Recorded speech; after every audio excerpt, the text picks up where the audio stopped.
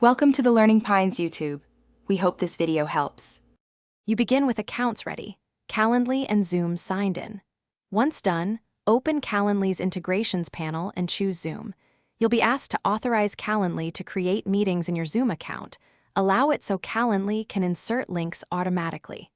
Make sure the Zoom account you authorize is the one you want hosting meetings, because Calendly will use that host settings.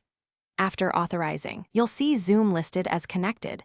That's your cue to move to event setup without delay. Now you configure an event type so bookings create Zoom meetings correctly. Edit the event and pick location, right arrow Zoom. Calendly will prefill meeting details and a unique link when a guest books. Once chosen, confirm the host account and review meeting options like passcode and waiting room. These settings come from your Zoom profile, so match them to your security needs. Then set availability, buffer times, and notification emails. Once saved, any booking will auto-generate a Zoom meeting with the settings you finish by testing. Create a quick booking as a guest and verify the Zoom link appears in the confirmation and calendar invite.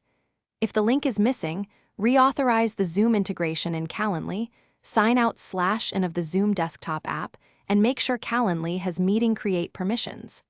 Also confirm your calendar sync so events block your availability. If problems persist, check that the Zoom host account matches the Calendly connected account and that waiting room or passcode policies aren't preventing automatic link generation. Thanks for watching. Consider subscribing if we helped you.